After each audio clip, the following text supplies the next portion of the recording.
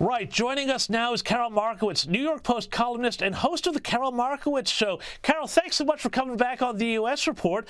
Big news of the week, of course, is still that attempt on Donald Trump's life. And I want to get your reaction again to all of this media gaslighting that somehow it's his fault for what he says.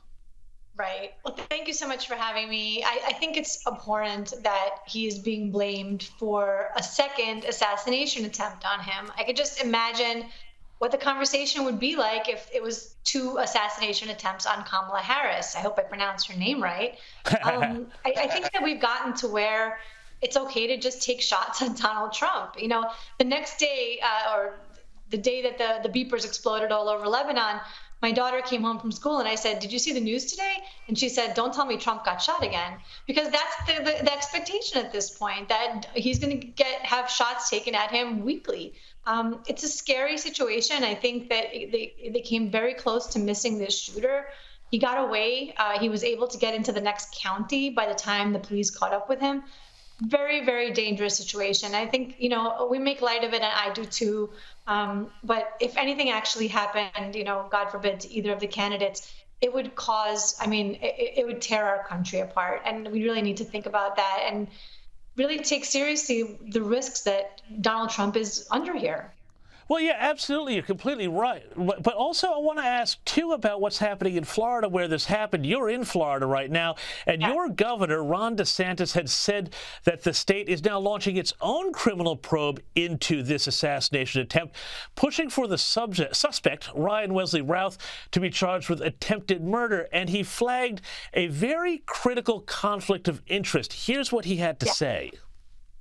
We're going to be doing a state-level investigation. I understand that the feds are involved, but we do believe that there were multiple violations of state law.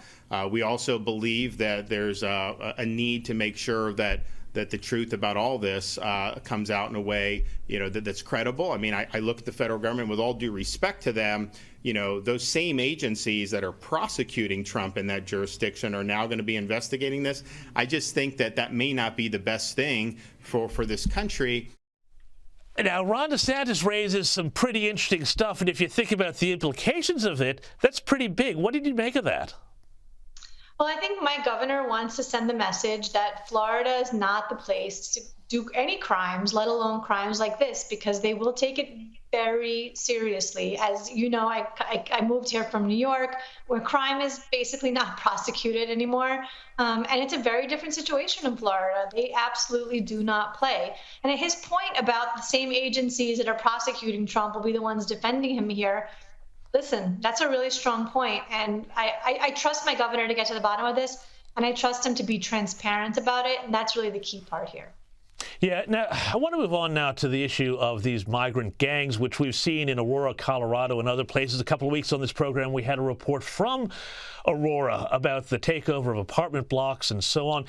You've written a fantastic piece here about how, though, this gang problem, which has suddenly emerged into the headlines in the last few weeks, this didn't happen just overnight, as so many problems don't. Tell us about the roots of where this all comes from.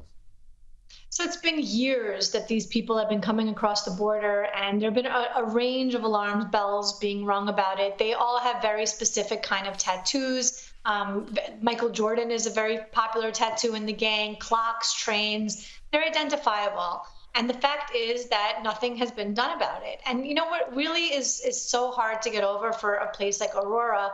Aurora is not a sanctuary city. I don't know if you have that in Australia, but in the US, a sanctuary city is where they basically look the other way about illegal immigrants. They don't communicate whatsoever with federal agencies to send illegal immigrants out of the country. They don't have any kind of negative anything about illegal immigrants. They basically welcome them. Places like New York pay them. So Aurora is not a sanctuary city, but it doesn't matter because Denver is right next door and it is a sanctuary city. So these gang members got to Denver, where they would be treated very nicely, and spilled over into Aurora. And that's the kind of thing that's going to happen everywhere. There's a saying now in America, every town is a border town, and that's really what's going on here. Fascinating. No, we don't have sanctuary cities. We just have student visas. It's a slightly different thing, but the results are kind of the same. Now, on Thursday, another story. We had a jury find members of the African People's Socialist Party guilty of conspiring to act as foreign agents. The DOJ said that between 2015 and 22, the group, now this is where it gets interesting, acted on behalf of the Russian government and received support as well as money from the president and founder of the Antiglobalization Movement of Russia group. Tell me about this. This seems like a very curious backdoor foreign interference case. What do you make of it? This does not surprise me one bit. In the 2016 election, that we've been involved in this Russiagate conspiracy theory that Democrats have had for the last few years, accusing Donald Trump of basically being, a Russian spy. They have not an iota of evidence. There's absolutely zero. But the only thing that they've kind of identified that Russia actually did do during the 2016 election is that they targeted black voters, black leftist voters, to vote not for Hillary Clinton, but to vote for the Green Party candidate at the time. And so what you have is, they basically just trying to cause chaos. But targeting black leftists is at the top of Russia's list.